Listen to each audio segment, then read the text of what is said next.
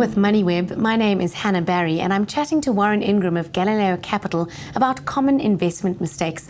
Warren, the all-share index is expensive at the moment and lots of people are questioning whether we're going to see a sudden drop or market correction. Should I be taking out my money from the stock market and putting it into cash? Please don't do that. So that's exactly one of the big investment mistakes we see time and time again, is people trying to anticipate what markets are going to do. And that could be the stock market, the property market, the currency market, and they believe that the world moves in massive swings in really big short moves. So what happens is they would then say, well, I think the stock market's going to crash next week, so I'm going to move my money into cash now. And that is an element of stock market timing. And I think market timing must be one of the biggest destroyers of wealth over long periods of time. I mean, someone like Warren Buffett doesn't think he's smart enough to market time. I certainly don't think the rest of us are. And the thing to understand about market timing is you've got to make three decisions when you make a market timing decision. So you've got to decide when to buy the investment at a low price. Then before it crashes, so when it's getting expensive, you've got to make the decision to sell. That's usually not so difficult. But it's the third decision where we all fall down. You've got to buy that investment again. So if you're buying the stock market or you're selling the stock market now, you've got to wait for the crash, and then you've got to decide that now is the bottom, the crash is over, I need to buy. And that's where most of the time we see people making really big mistakes, because they're waiting. They're waiting for things to get better while the stock market's doubling.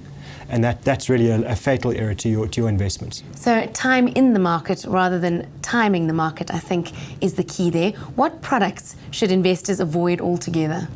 We love to buy things that are going to give us no risk and maximum growth all the time. And that's what if you listen to unscrupulous product providers, that's what they're trying to promise you the whole time. So if we listen to the big investment schemes or scams rather, and their sales talk, or the big Ponzi schemes, that they try and provide you this predictable return, 10, 20% or 30% a year, no risk whatsoever. Trust me, the product's guaranteed, and you're going to get all your capital back one day.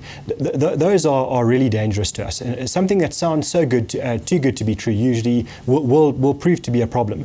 And we see it time and time again. So anything that has a capital guarantee would make me wary. There are legitimate capital guaranteed products that are often issued by banks, and they're not a scam. But what I don't like about them usually is that they're offering you the return of the stock market index, for example. So they'll say to you, if the index goes up from here over the next 5 years, then you can buy this guaranteed product which will give you that growth. But if the index falls, you'll get your money back, which is all good and well. But the problem is most of the return from your investments comes from the index going up plus the dividends that you're earning.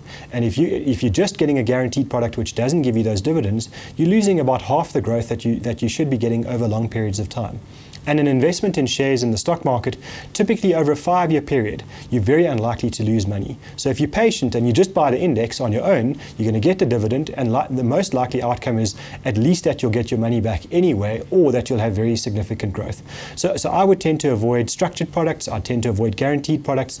I really don't like hedge funds, in all honesty.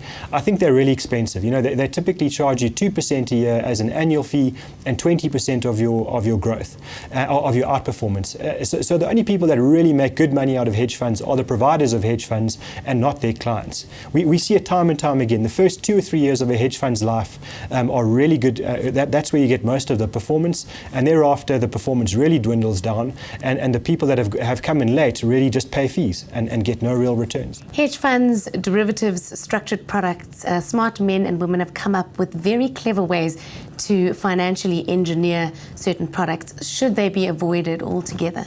Keep it simple. I think if you can explain it to yourself or to your grandmother and as an investor, then you know that that's a smart investment decision to make. And that would apply to investing in shares in listed companies as well. If you decide that you want to buy individual shares, that's great. That's a great way to make money, but you have to do the homework and you have to understand those investments that you're making.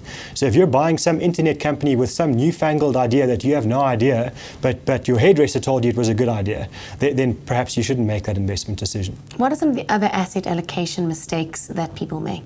We tend to be overly conservative or overly aggressive with our investments. In other words, we tend to have too little money invested in shares or too much.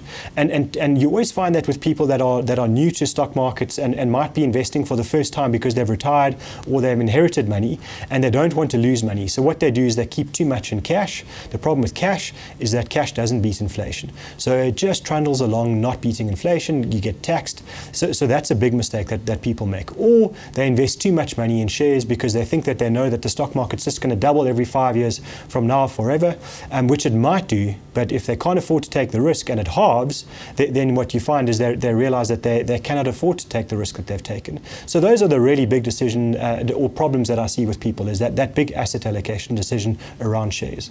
Performance. We award it, we laud it, we trawl MoneyWeb articles to find out which fund manager performed best over the last year, over the last 3 to 5 years. Is that a good strategy when it comes to investing? It's usually going to work out to be a terrible strategy. So if you're looking for performance stats and you want to know what investment decision to make, what you should probably be doing is looking at last year's worst performer rather than last year's best performer.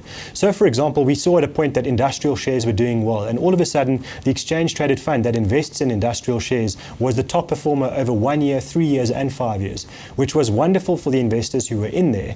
But if you then decided to put your money in, the chances are that you would do really badly because it's not going to carry on going up forever. So rather avoid chasing last year's best performer and make a long-term rational decision around your own situation. Don't chase performance. Warren Ingram is with Galileo Capital, and I'm Hannah Barry of MoneyWeb.